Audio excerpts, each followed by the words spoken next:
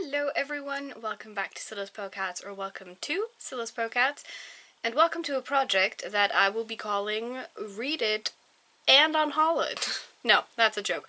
But I have been looking at the books on my shelves, and because I have a big girl job now, which means I earn a whole lot more money than I previously could have, I know that I'm gonna buy books. Source, I'm already doing it. So, in order to keep my TBR somewhat in check, I've decided to finally do something which I have kind of been meaning to do for a while, which is go through some of the books, I have them right here, that I got super cheap or even for free. In this case, I'm looking particularly at crime fiction slash thriller because those are two of my least read fiction genres, and I have a whole bunch of them. I have, let me count, 1, 2, 3, 4, 5, 6, 7, 8, 9. I have 10 right here. I don't know anything about them, and I don't read crime novels slash thrillers all that much, so we need to fix that. So what we're gonna do today, or well, what I'm gonna start today, I don't know how far we're gonna get because it is already almost 4 p.m, but don't mind that. But what I'm gonna start doing today is I'm gonna pull from this pile and I'm gonna read the first chapter of these books. And depending on how I feel about them, I'm going to either put them on the pile of will continue later, or I'm just going to unhaul them point blank. Currently, I am still, I've read as many books of my physical TBR as I have hauled this month, but I know that that will change, because I have a few books pre-ordered, or books that just haven't come in yet, that will come in, possibly this month. So, we need to fix the TBR situation, so this is what we're going to do. Since I have 10 books, and I don't really have a whole lot of a preference, because, spoiler alert, I don't really know what all of these books are about, so that's another thing that we might have to fix eventually with the TBR situation. But because of all of that, I've decided that what I want to do is I'm gonna generate a random number, just with an online random number generator, and then I'm gonna count down from the very top. So this one would be book 1, and this one over here, which you can kind of see a little bit, would be book 10. We're gonna see which one I land on, and that's the book that I'm gonna try first. So let me just pull up a random number generator. There we go. Alright, so minimum 1, maximum 10, let's go, let's generate. It's an 8. So, 1, 2, 3, 4, 5, 6, 7, 8. Of course it's the one that's right at the bottom of my stack. Okay, let me just grab that. Okay, so the book that I've pulled is White Horse by Alex Adams. This is the German translation, but from what I understand, the title is exactly the same in English, so that's fantastic. Apparently it's a debut, and someone on the back says that it's in the same league as Stephen King and Justin Cronin, which I've both read. High praise.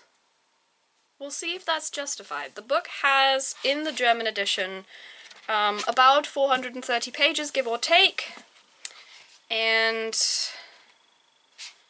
okay, so we have a first chapter, which is how long well, hold on.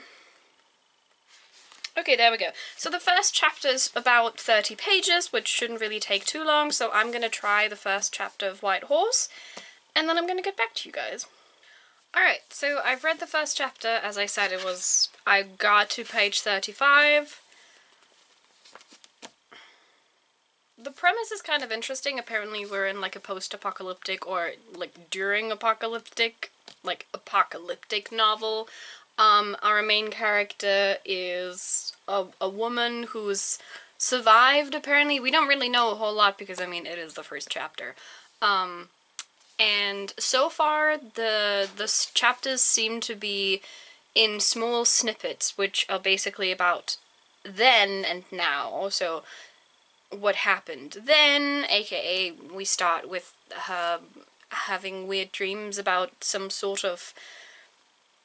I'm guessing it's kind of reminiscent, or supposed to be reminiscent of Pandora's box, but a weird flask, a weird something appears in her room and she doesn't know how it got there, and she is a bit worried about it because she didn't put it there, and so her first idea is that someone broke into her house and put it there, but she's like, why would anyone do that? Like, you break into houses to steal something. And I'm assuming, because of everything, like, there's apparently, like, some sort of sickness going on as well, I am assuming that this is supposed to be some reference, like I said, to Pandora's box. She opened the box and then something happened. And in the now time, we are after whatever catastrophe actually occurred, and she is in Italy trying to pass over to Greece. And we get her trying to get another young girl, her name is Lisa, and she's blind, out of a horrible situation where she's apparently been raped by her uncle and father. Fun. The premise seems kind of interesting, but I'm not the hugest fan of, like, having to read about rape in books all the time, and the way that Lisa's uncle was described was also very fatphobic. Like, we had to consistently talk about the fact that he's very fat and that it's disgusting, and, like, this interpretation of fatness, especially with a character who is supposed to be a piece of shit, like, he is horrible, right? I'm just not comfortable with that anymore, so I think, considering that I haven't paid for this as far as I remember, or if I've paid for this, it wasn't a whole lot, and I don't really vibe with that kind of stuff, I think we can get rid of this.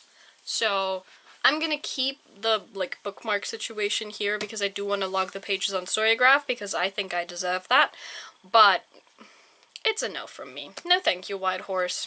Good try, though. Alright. This is going a lot better than I thought it was. Let's do another roll, shall we? Or, well, another number generator thing. So now we obviously only go to 9. Alright, so minimum 1, maximum 9. Let's go. 1! Okay. So I get to read this one, which you can't read it because it's like a weird... There we go. It's the German translation of a book by Guillermo del Toro and Chuck Hugan. The original one is called The Strain. The German one is called Die Saat, which... how do you translate that? The Seed. There we go. So, not exactly the same thing. I do think that this is still, like... yeah, like, the first sentence here is the end of the world has begun. So we are, again, like, apocalyptic stuff. I think a few of these are actually kind of in that direction. Tells you a lot about me.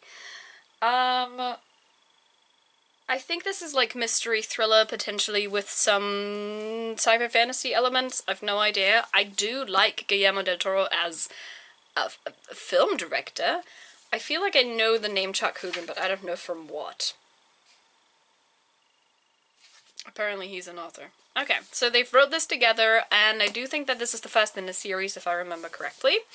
So, the very first chapter is...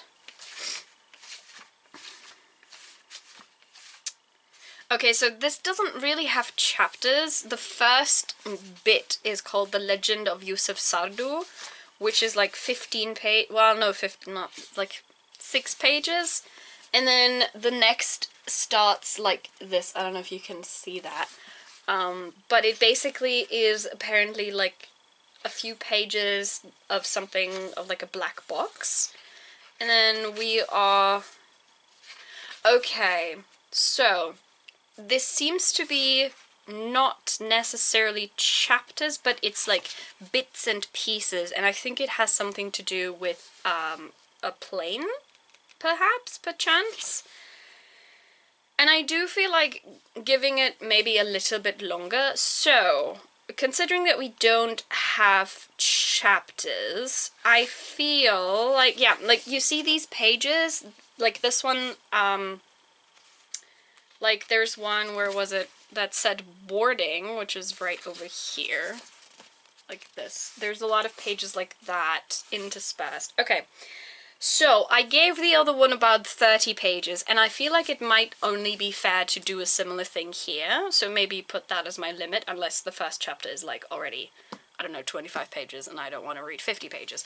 So, I think what I'm going to do is I'm going to read up until boarding, which would get me 44 pages into the book, and since it does only start on page 9 with, like, the whole text, it's about-ish the same length as I gave Whitehorse. So, the strain, first part, I guess, not really a chapter, is a go.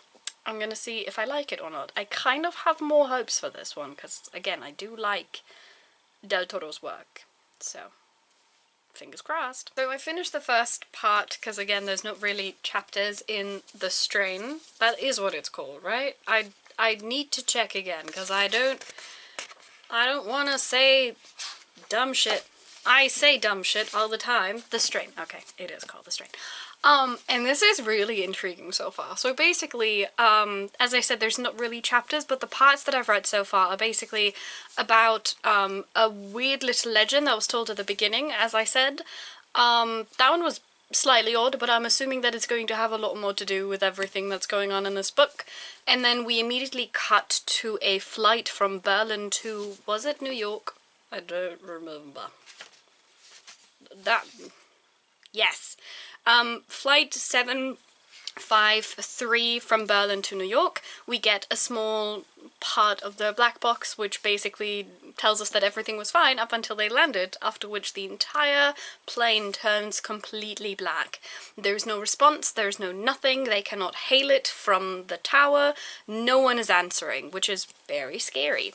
And the point where I got to, which again is then called boarding, is where they manage to get into the airplane to kind of like see what's going on, and everyone is very scared because the second they approach the plane, they feel like they're being watched by something far more sinister than just a plane that for some reason is not answering their calls. I'm very intrigued by this, actually. I really like the atmosphere. I think the atmosphere is in fact reminiscent of Del Toro. Again, I haven't read anything by Chuck Hogan, not that I remember, so I don't know how much both of them contributed, but I am getting the Del Toro vibes that he has in his movies a lot, where nothing really makes sense at the beginning, but you have this overlap between something that is more or less anchored in our reality versus something that most definitely is not. So I'm actually gonna continue with this one. Not right now, because again, this is the video where we try a lot of first chapters, but I'm gonna continue with this one. I'm gonna keep it. I'm actually very intrigued to see where this is going. I don't know how long the series is that belongs to this book. I would have to look that up, but I'm definitely gonna read this one and then see how much I like it at the end of it. So, okay, we've gotten rid of one book and we figured out that the other one is actually pretty neat. So I would call that a win already. Putting that on another pile than the first one, obviously. Alright, we get to roll again. Now, obviously, the maximum is 8, so let's see. Generate 3. Alright. Ooh, okay, this one I'm actually very interested in. Oh my god. Next one we have is this lovely one. Now, I have a little bit of a beef to pick. I have a bone to pick with the publishers, and specifically the ones who did the translation. This is a book by Tess Sharp, whom I've read one other book before. I don't remember the title right now, but I have read her before. And this one, in the German edition, is called River of Violence. You'd probably think to yourself, oh, that's fine, right? They just took the English title, because it's an English title. They didn't. They didn't. The English title of this book is Barbed Wire Heart. Make that make sense. They chose an English title, but for some reason couldn't keep the... I have so many things to say and none of them are good. Anyway, I have it. It's big. It's rather chunky. It is slightly over 500 pages in the translation. The only thing I know about it is what I can see on the back of it, which doesn't really tell you a whole lot. Like, this is the only... Like, this part is a summary of the book. This part is a quote, the white written one, and these ones down here are people talking about how good the book is, basically. which I kind of like. I like going into my books fairly blind, actually. But the only thing that this tells me is that there is a young woman, and she is in the center of a drug clan war. Like, there's two drug clans, and apparently they're fighting, and she has to choose between, what's it say? Family or freedom. I know nothing else about this. Again, I've read Tess Sharp before, and I did like her writing style. I don't remember if I read the other one in English or German, so I don't know, we'll figure it out. The first chapter, oh, we're back to chapters, that's nice. The first chapter is, oh, they're short. Oh wow, they're really short. Okay, I'm gonna do the same thing I did for the other one and just tell myself that I'm gonna read a little bit further. I'm gonna read until page 35, which gets me to chapter 5, actually. So they're really short chapters. That's nice. I like short chapters. Okay, so I'm gonna read about 35 pages again, which is this far in the book, not really a whole lot. And I'm gonna see if I like it enough to continue, or if we're unhauling it and immediately moving on to the next one. Alright, so these are going incredibly fast. I'm actually kind of happy about that. However, I feel like I'm a little bit bad at the entire system, because this is also very interesting. So we follow Harley, who again has a father who is in the drug dealing business and stuff like that, and she witnesses him torture and kill a man when she's really young, which kind of introduces her to the actual business that he has going on. But in the now time, because we have a few flashbacks as to how she became the person that she is and how everything's been going ever since her mom died, or as this book suggests, was killed by, I think his name is Clive Springfield, who is basically part of the family that opposes Harley's family. And, we have a few of those flashbacks, but we are mostly in a time where it seems like she's grown, or at the very least old enough to no longer be considered a child, and she works for her father by going around to the businesses that he's being given credit to, and so she's basically there to, you know, get the money back into the family. I'm very intrigued by this. Again, I have read something by Tess Sharp, and I do like the writing style. I think it really draws you in, and I do like the introduction, which does give you, like, a fair idea of what's going on and what's going to happen in this book, but it does leave you wondering, like, okay, what are we going to do with this, though? Like, where is all of this going? And it also gives you a fair understanding of, like, who Harley is as a character, specifically a main character, which I do really enjoy. So I'm actually very intrigued. So this is a book 2 that I'm going to be continuing, out of 3. I feel like I need to find one that I don't like, because otherwise I'll just sit here with 9 started books and be like, yeah, I kind of want to read all of them. Whatever. I've decided for myself, since this is now the second one in a row that I want to keep on reading, I've decided for myself that no matter how many books I have in the end that I want to keep on reading, I'm gonna roll again and see which book I start with, because I have work tomorrow, but so far it doesn't seem like it's gonna be super busy, so I'm definitely taking at least one of these with me, because we need to get going. Alright. Putting that on the second pile. Now we have 7 books left over here, so let's roll again. Generate, please. 7! Thankfully it's right over here. So, for 7 we have a thriller, again a translation. Well, you know what, they tried, they were kind of close to it. So in German this is called Dark Call, Du wirst mich nicht finden, You're Not Gonna Find Me, or You Won't Find Me, by Mark Griffin, but the actual, like the original title is When Darkness Calls. The original was published in 2018, and this one was published in, I think, 2019 in German, something along those lines. There is a forensic psychiatrist here, her name is Holly Wakefield, and we have Detective Inspector Bishop.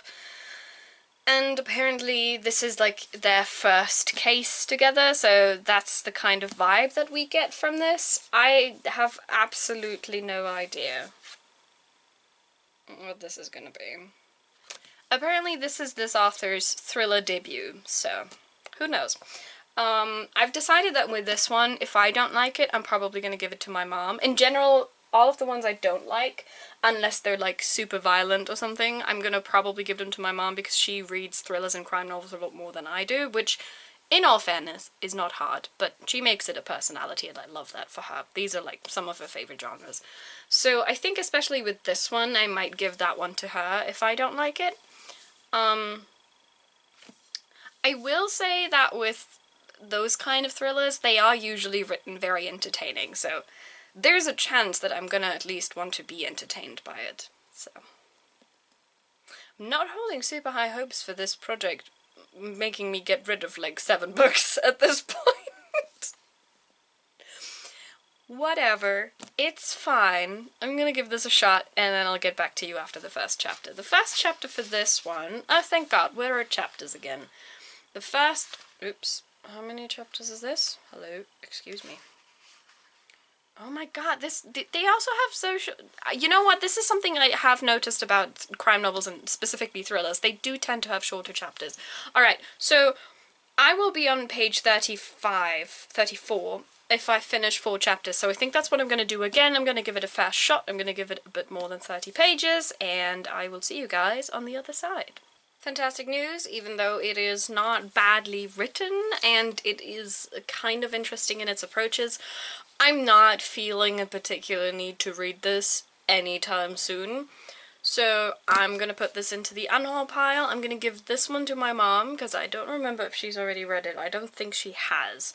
So I'm gonna hand this one over to my mom. If at the time I still feel the need to read it, I'ma do it from her side, but I'm officially removing this from my TBR because I'm just not super interested at the moment, and right now I just don't feel the need to keep an excessive amount of books on my shelves that I don't really feel drawn to, like, at all. So, it was a nice time, I suppose, but Dark Call or Darkness Calls, whatever, that one.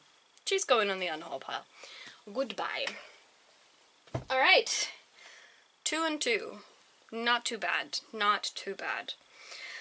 Let's do another one. So now we only have 6 left. So let's put that maximum in and let's generate 5.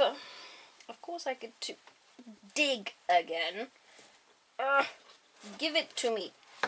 Thank you. Jesus. Okay. So this one is called Murder Park by Jonas Winner. Wait, no, this is actually a German one. So his name is Jonas Winner. Good for him. Alright, so this is about some sort of amusement park, I think. And if I see this right at the back of it, there's some sort of serial killer going on. Or used to.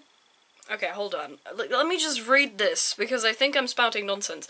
Alright, so there is an amusement park called Zodiac Island, which is at the east coast of the US.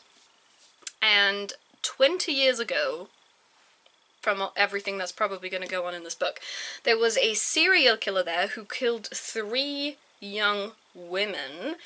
And now, the island that this amusement park used to be on is basically turned into an island that is supposed to awaken and be very intense about all of our fears that we possibly could have.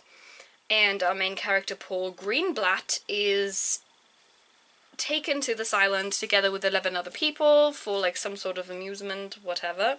And then people start dying and you can't really trust anyone, so sounds like a typical, you know, closed room, quote-unquote, you can't trust anyone situation. Doesn't really say if this is his first book. I'm assuming it's not. I've no idea if this was translated. It came out 2017, which, love that.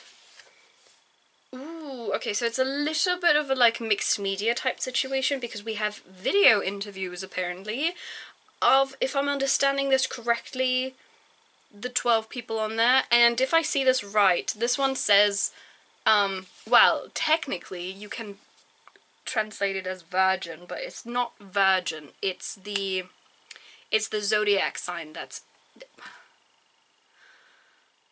I don't remember the zodiac sign.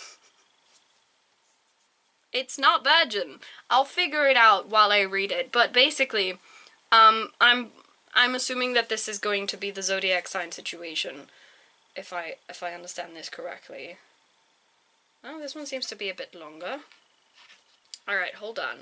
So we have the video interview, which is not all that long, so I'm going to read that, and I think that I'm going to read the first chapter as well, which brings me, I swear I'm not doing this on purpose, which brings me to page 36. So I think this is a sign.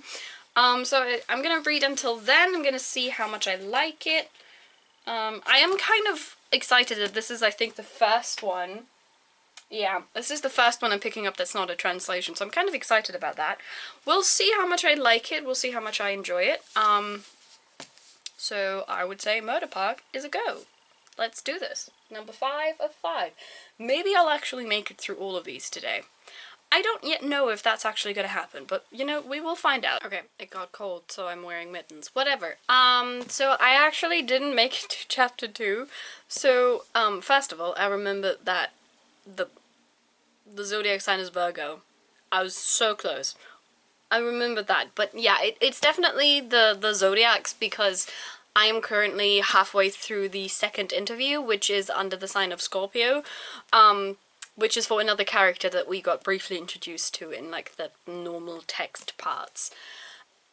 I didn't make it to chapter 2. I'm on page 27. I made it, like I said, to the second interview, and I'm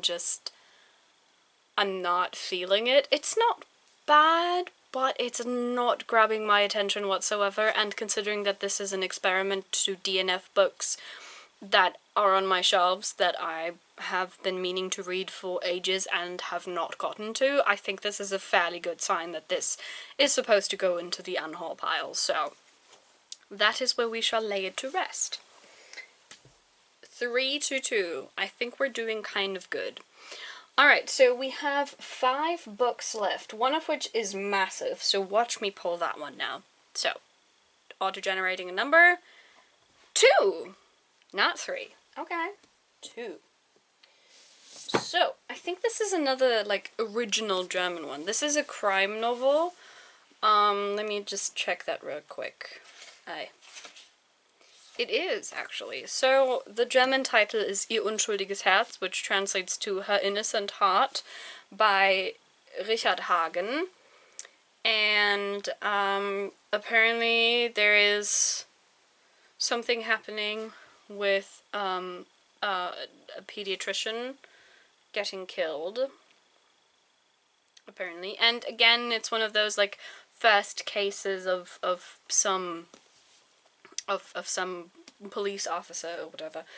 So we have Inga Jäger and Kai Gebert. Again, this is a German book. I don't really think it's probably translated. I don't know how, like, popular it is. It came out in 2012. Oh! Oh, this is by another author that I've read something of who publishes fantasy novels under a different name. Oh. I think this is why I have the book in the first place, because I found out about this, because his other name is Ivo Pala, and I have read a book by his that he's published under that name because it was a fantasy book. Okay, everything makes sense now. Alright, back on track. So, we have a prologue, which is probably, yeah, it's not super long, that's fairly common with crime novels. And then we have a first chapter. Alright, how long is that chapter? Let's see. Oh, these one also seem fairly short again. Okay, so again, if I finish the first 3 chapters in the prologue, I'll get to page 34. So I think that's what I'm going to do again. I'm going to give it a little bit of a fair shot. Look at that tiny, tiny part. It is about 450 pages, so I will be almost 10% into it. Fantastic. So I'm going to read those 34 pages, I'm going to get back to you on this one, and I do remember, or at least I think I remember, that my mom did in fact read this one, because I think I gave it to her. Because again, like I tend to give all of the crime novels that I get for some reason or another to my mom first, because she might like them. That is the relationship we have with books. I am the fantasy sci-fi girly and she is crime novels, thrillers, and historical fiction, which I then only pick up if she has them, essentially. So yeah, let's try this one. Let's see if I enjoy it. Let's see if I like it. And we have 4 left after this one, so I might actually be able to do all of them today because it is currently 5:30. So we're not doing too bad with time, actually. This is a surprisingly effective method, I gotta say. We're absolutely flying through these. Okay, so I finished the first, I think, I want to say 3, yeah. I finished the first 3 chapters. I am on page 34, because if I'd finished the next one, I would have been a lot further into the book. And I'm gonna say, even though I do like the writing style and it is kind of intriguing to see where this is going, I don't really feel it right now, and again, I don't want to keep books on my shelves all the time. If I ever want to read this, there are chances to get it again or to get it from the library. So, you know what? If it's not calling to me right now, it's a no from me. We're gonna DNF this. Again, I'm marking the pages here because I do want to put all of these pages into Storygraph. I worked for these, I did my time, so I get to put them towards my reading goal. But I don't want to do that right now because I'm lazy. So this is just going to go onto the DNF pile because we don't have time for books that we don't really want to read, that we're not that interested in. So, you know, next one. We have 4 left now. One of them, by the way, is an Agatha Christie one, which I haven't picked up yet at all. So, let's see if we roll that one, shall we? 4 left. Let's generate. Come on. It's the Agatha Christie one. Alright. You know what? Fate has decided that I should read this one now. So this one is the German translation of, let me have a look, Sleeping Murder, which is a Miss Marple one. Love that. Again, I just haven't read it, like, at all in the entire time I've had it. I've read a few Agatha Christie books in my time so far. I think, like, I want to say 4, maybe. I think I've read at least 2 Hercule Poirot ones, and I do think I've read either one that was, like, independent from her 2 biggest figures, so Poirot and Miss Marple, or it was an actual Miss Marple book, I don't remember. But, I've just had this for a really long time, so I think it's time to finally pick it up and see if I do want to continue this, or if this is an Agatha Christie book that's just going to join the pile of, you know what, it's fine, we don't need it. It has about 220 pages, so it is the shortest of this entire bunch by far, because I'm pretty sure that every other one is at least 400 pages long. So, you know, at least there's that. And as I said, I have read Agatha Christie before, and I usually do find her books to be very entertaining. So I do actually think that there's a high chance that I'm going to keep this one. But considering that it's not super long, I might actually try and take this one to work tomorrow, regardless of which other book I pull, because there's a high chance I'm going to finish this tomorrow, even if more groups show up, actually, and I actually have work to do at work. So, yeah, we're gonna try this one. Let's see how long the chapters are. We have chapters again, that's nice.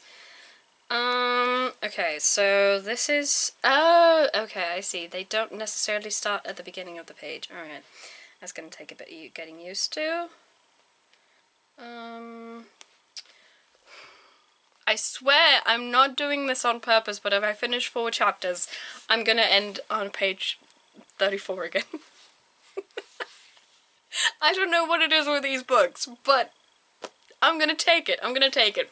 So we're gonna read 4 chapters of this one, which again, the English title, I've forgotten it already again, Jesus. Sleeping Murders, Agatha Christie. It's a Miss Marple book.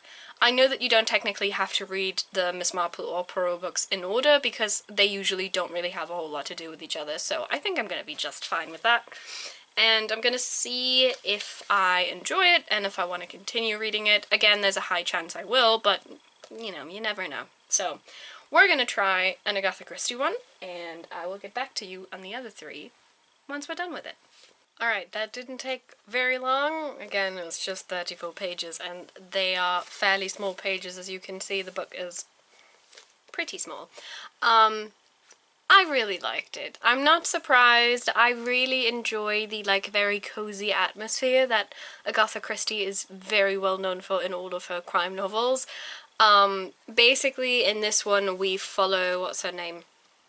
We follow Gwenda, who is coming from New Zealand to England to settle there and to essentially wait for her husband, who is probably going to take a few weeks longer. And she starts renovating this house called Hillside because this is the house that they've bought together and that they want to live in. But then for some reason she starts thinking about all the ways that she could improve the house, only to find out that the house has already been like this. And so she's experiencing these intense cases of deja vu, and she doesn't really know what's going on, and obviously she thinks that she might be haunted, or she might be seeing ghosts, or the house might be haunted, and she's very scared.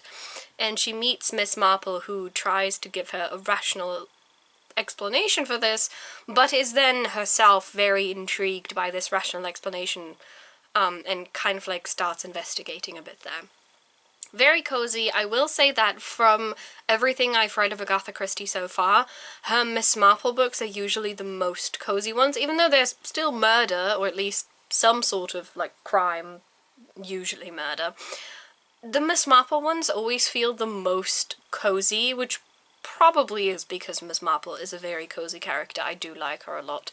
So again, I'm not surprised that this one is making it onto the pile of books I want to continue reading, but again, it's not super long, so depending on how many more books I'm gonna add to the pile of books I want to keep on reading, I might just put this one into my bag for tomorrow anyway, and then just try and read, or like finish maybe 2 books at work tomorrow. I don't yet fully know how we're gonna do this, but this one, I keep forgetting the English title. Sleeping Murder. There we go. Sleeping Murder by Agatha Christie is making it onto the pile of books that I want to keep on reading. In all fairness, it's just 3 so far, so we are definitely winning the game of we do actually want to unhaul books from this pile. Alright, so we have 3 books left. I do think that all of them are translations now, but I've been wrong about this in the past, so who knows. So let's see, and it's a 2, so finally we've gotten to what I believe to be the largest book of the pile.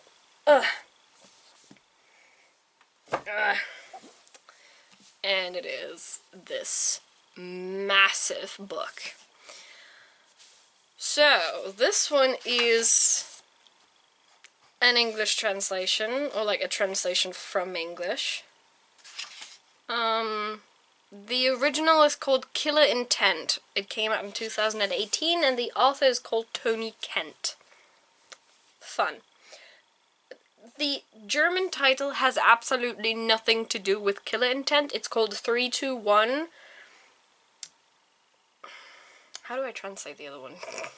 I don't know how to translate the other one, so I'm going to find out while I'm doing the reading. Doesn't matter. But let's just say it has absolutely nothing to do with Killer Intent, which is very funny to me. This is apparently the author's first novel. That's interesting. He studied in Scotland, and he's now working in London. Good for him. And let's find out how the chapter situation is looking. This one is very big, by the way. Like, it is 720... No, not 620 pages. I can't talk anymore. Doesn't really matter. Okay, so this one, again, doesn't really have chapters, but, like, numbered parts of it. Like, the first part is just a few pages. So I'm just gonna see... I do want to give these books a little bit of a fair chance, because I understand that the first few pages of a book are always going to be spent on the introduction, and yes, this is an exercise in getting rid of books, but I do want to be fair, so let's see if we can do something again. Okay, so I'm going to read until 10, which is until page 37, give or take. I think that's fair enough.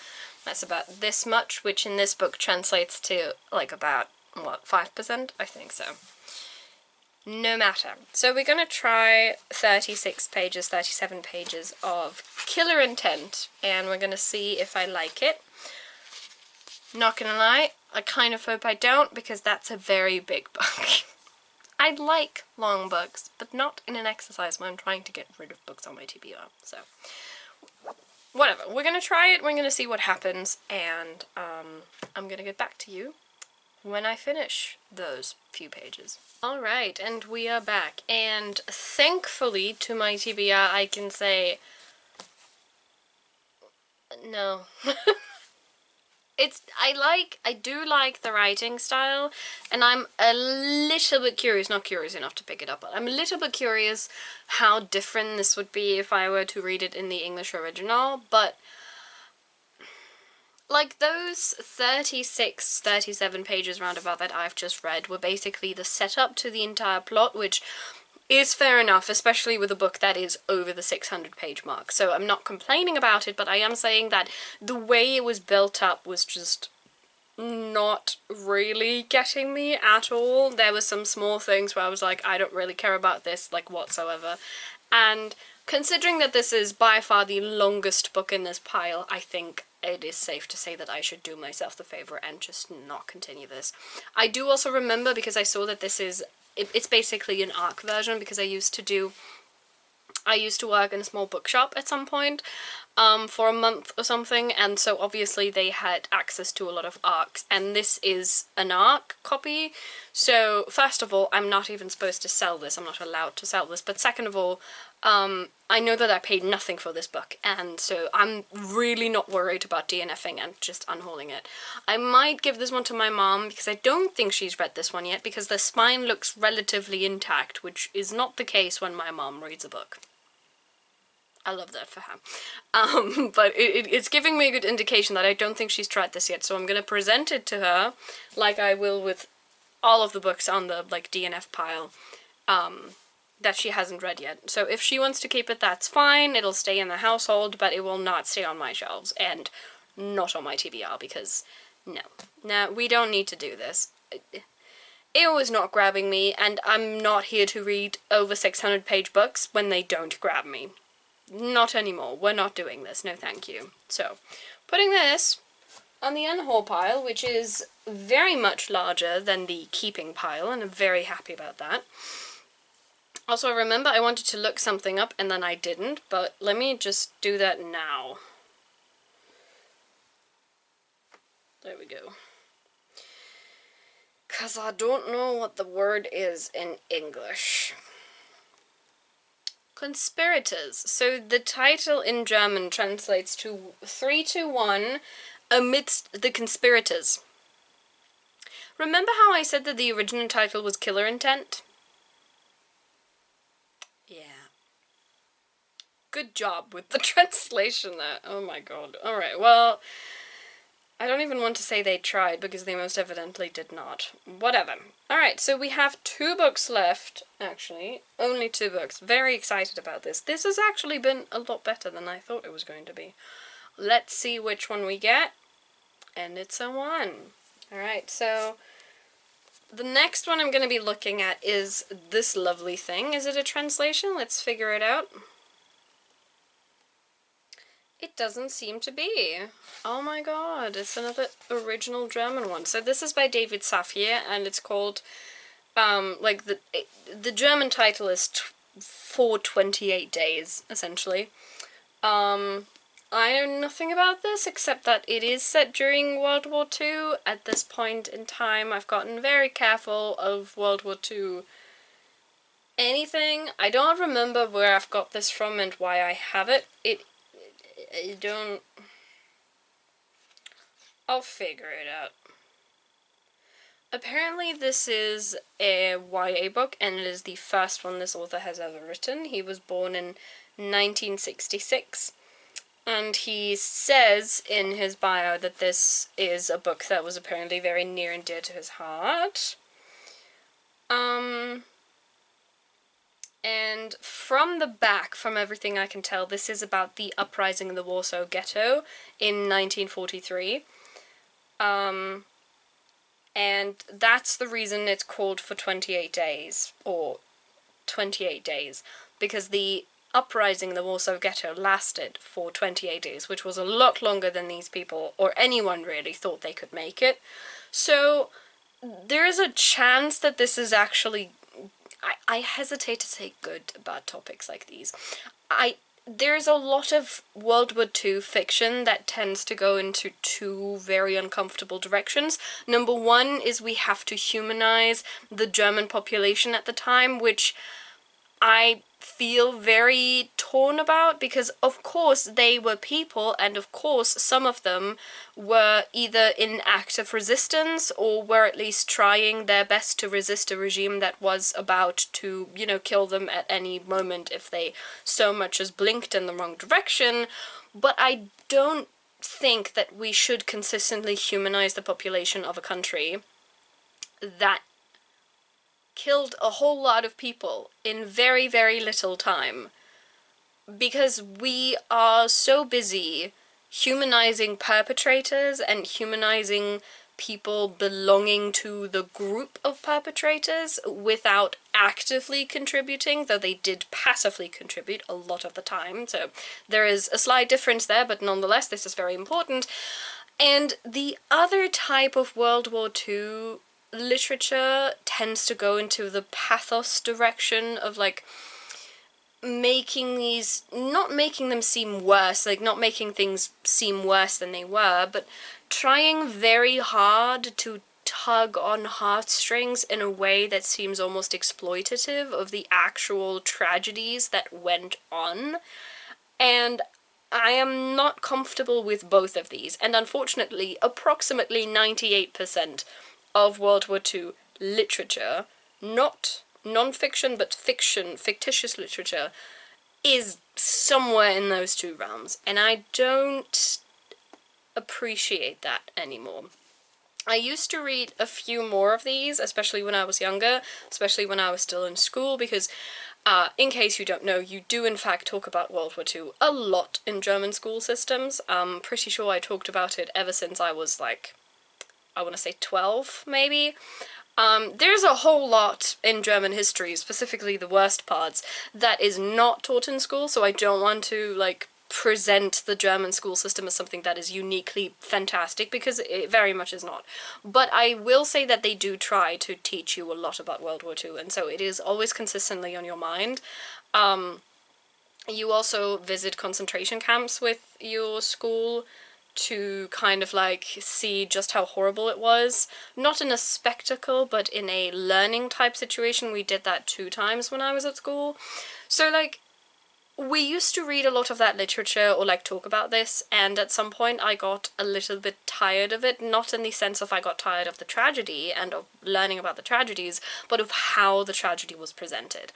So I'm gonna give this one a chance. I am saying all this to say that I am biased against this book, just by definition of it being a World War II book alone, because I have found that fiction like that tends to go in directions that I am not comfortable with as a reader, and in general as a human being looking at fictionalized historical events, especially of such a tragedy. So we're gonna see what happens. I have never read anything by the author before. I do believe he has written things, but I've just never touched them, so we will see. How is the chapter situation? Let's see. Okay, so we do have chapters, that's nice. How long is the first chapter? Oh, they're long. Seems like it. Oh my god. Oh god. Oh, wait. Hold up. Never mind. They don't start at the beginning of the... This is annoying. I hate it when chapters don't start at the beginning of a page, because that always throws me off. Alright, okay, if I read until chapter 3, I'm going to be almost done with page 33, and considering that we've stayed in the 30-page range almost this entire time, I do think that this is fair enough. So I'm going to read chapters 1 and 2, and then I'm going to get back to you on whether or not I want to keep this book, or just maybe want to give it to my mom, or just not keep it in the household at all. Alright, so let's get it. Alright, we meet again. So, I've made it to chapter 3 in 28 days, and I will say, maybe my fears were a little bit unfounded. So far, I'm really digging it. It's very, I love the writing style and how much it draws you in, and how much of a personality it gives to our protagonist, Mira. She is a fascinating character to witness, and I've also done a little bit of googling, because at least with topics like these I like to do that, and apparently the reason that David Safier calls this a very important book to him is because he wrote it for his parents, specifically his grandmother, who died in a ghetto in Łódź. So he apparently has a lot of personal and family relations to this, and has really done this for that reason, apparently. Which I prefer, even though it is incredibly sad, obviously, to authors who've never had any kind of personal experiences to a tragedy like that, because as I said, a lot of World War II literature tends to fall into the categories of we need to humanize the Germans, or we need to exploit almost this absolute tragedy and, you know, these horrific events that went on in Third Reich Germany. And I'm not a fan of either. But this one has positively surprised me. I'm actually very happy about that. I don't know how soon I'm gonna get to this. I will say it drew me in immediately, so I'm kind of digging it. I might try to continue it soon. I am expecting this to be very sad and very upsetting and make me cry, so maybe I'll read something as well so I don't have a breakdown. But this, surprisingly enough, goes on the pile of books I actually want to keep and at least finish reading, so there's that. Alright, so we have one last one left, and it is this one. It's nice and red. I don't know if this one is a translation. It is not. Okay, so this is a German thriller again, but it's from an author who uses a pseudonym. I don't really know who the author is. The pseudonym is Leo Born, and the title of this one is Blinde Rache, Blind Revenge, I suppose. And apparently it is a thriller with, again, a character that kind of like draws itself through everything that this author does. This again is her first case. Her name is Mara Belinsky, and she works in Frankfurt, which is a German city, apparently. And that's more or less all I know. I do like that apparently I've managed to pick up a lot of like first cases of any kind of I never really know the word. I know the German word. Police officer. There we go. I do like that apparently I've been able to pick up like a lot of first cases for these people, because while a lot of these books don't really have anything to do with each other apart from the fact that you follow the exact same person, there are often a few callbacks to like previous cases that they've done and they've went through. So I'm kind of happy that I managed to, for some reason, pick up the first cases of every single one of these. I'm actually kind of impressed at that. Alright, so we do have chapters. Love that. We haven't had this the entire time.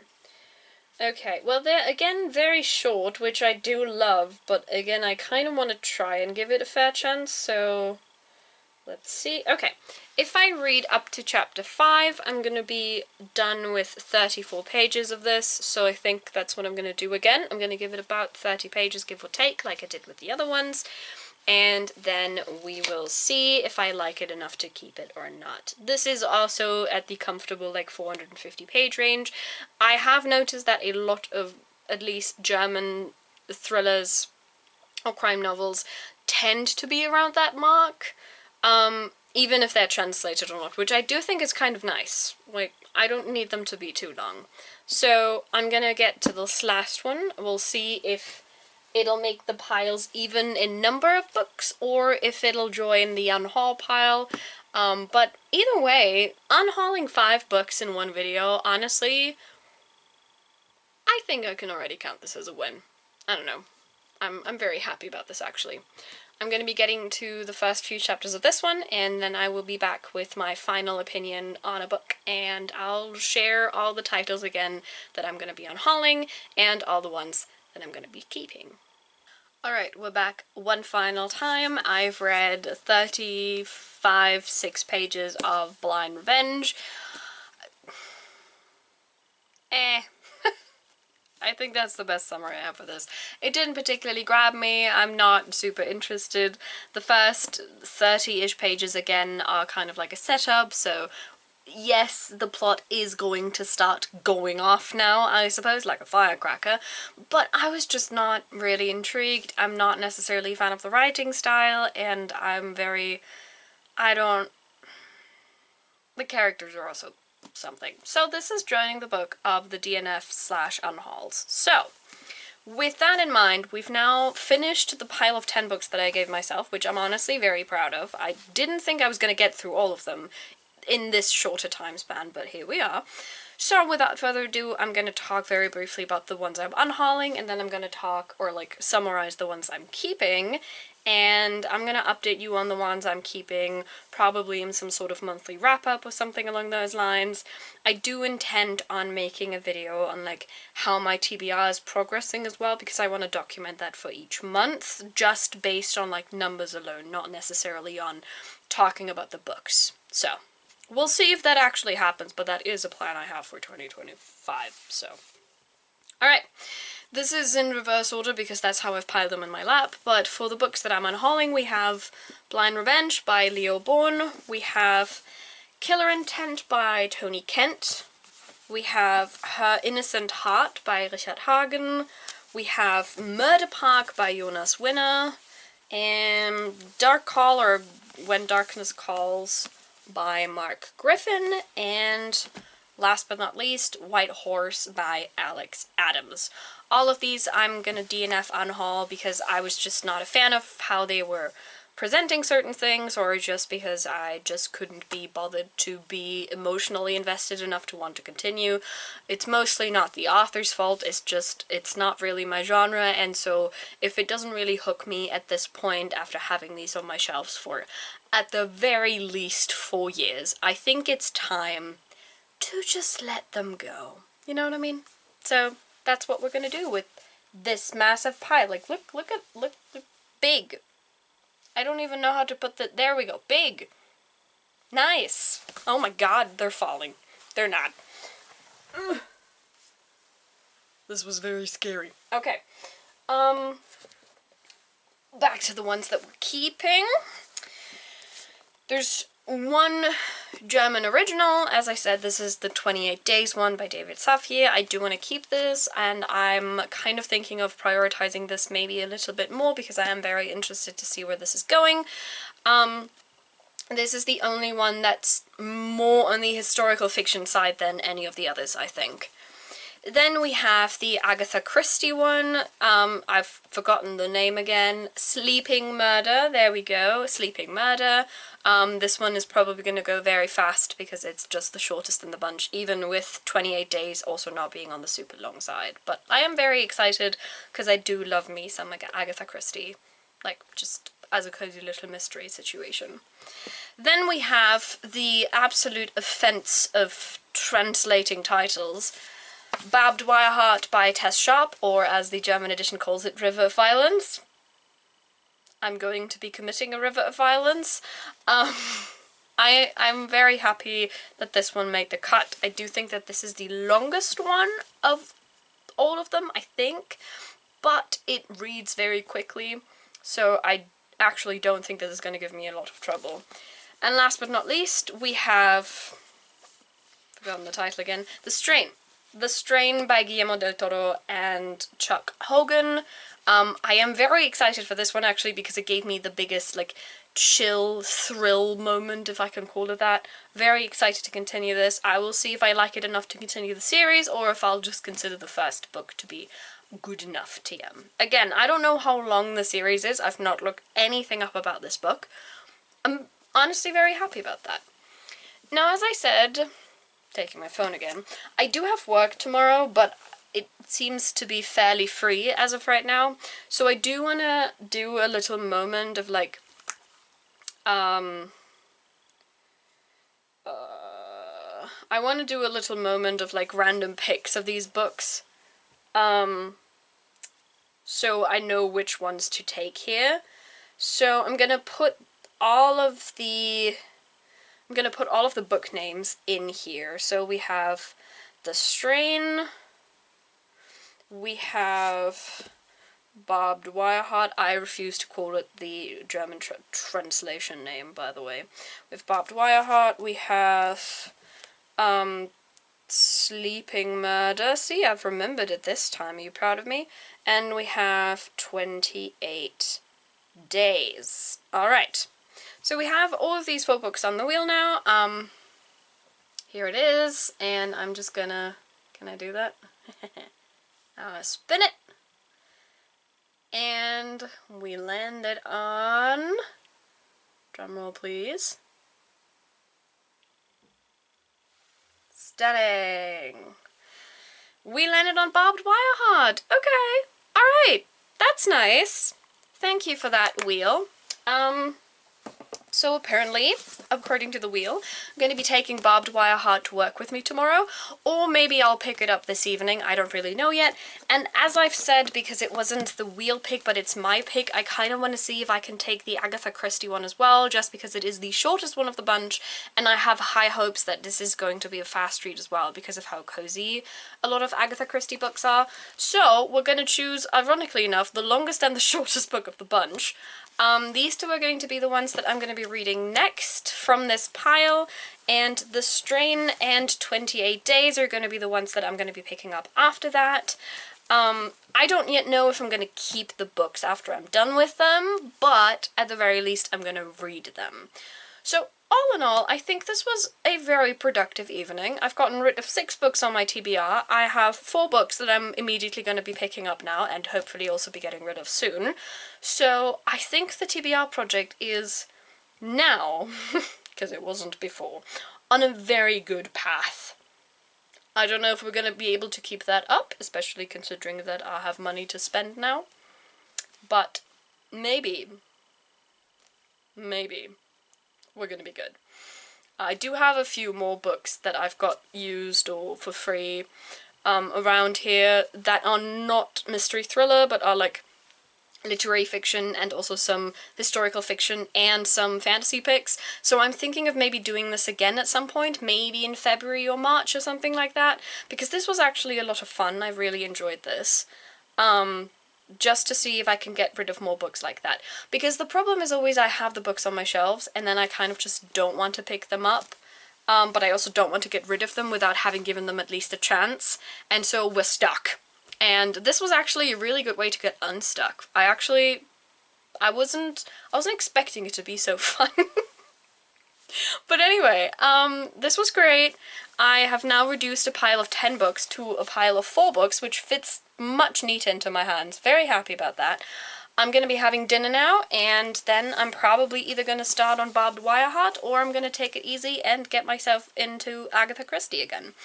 And these are coming to work with me tomorrow.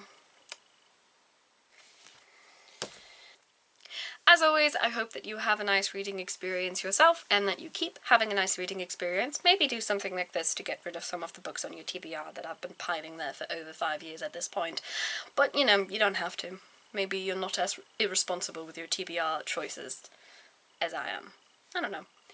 But, nevertheless, I hope I will see you soon, and happy reading until then.